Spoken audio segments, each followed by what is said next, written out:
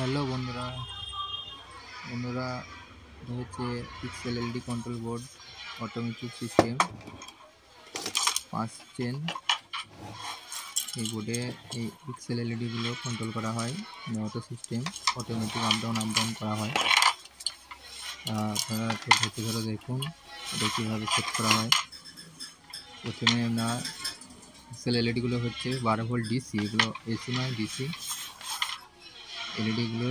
প্রথমে আমি নেগেটিভগুলো করে নিয়েছি।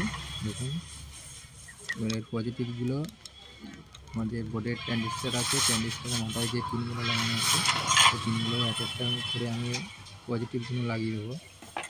এটা 5 চ্যানেলে 5টা পিক্সেল এলইডি কন্ট্রোল করা হবে। আমি 3টে দিয়ে আপনাদের কাছে দেখাচ্ছি।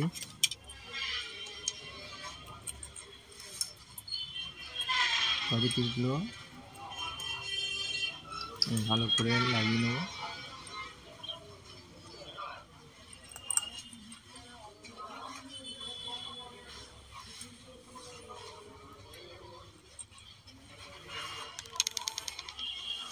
এবং 3টে চেনের পজিটিভগুলো আমি 3 চ্যানেলে লাগিয়ে নিয়েছি, দুটো বাকি আছে, দুটো 5টা লাগানো যাবে।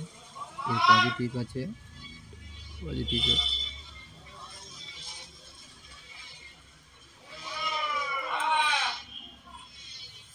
নেগেটিভগুলো নেগেটিভে জড়িয়ে দেবো। এর পজিটিভটা নেগেটিভ আছে, নেগেটিভটা পজিটিভ আছে, 4টা উল্টো আছে। ঠিক আছে,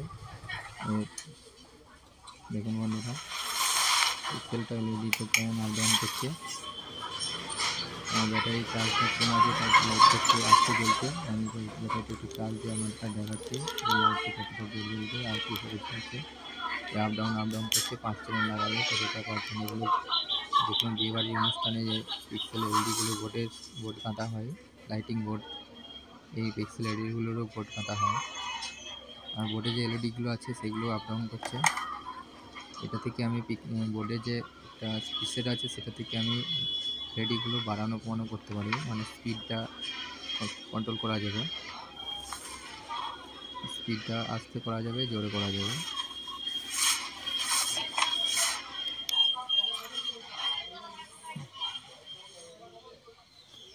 দেখুন এই বন্ধুরা এবার পিক্সেল এলইডিগুলো আমার কত জোরে জ্বলছে। এটা চার্জ ছিল না বলে স্পিড ছিল না, জোর ছিল না। এখন দেখুন ব্যাটারিটা চার্জ দেওয়ার পরে কত জোরে হয়ে গেছে,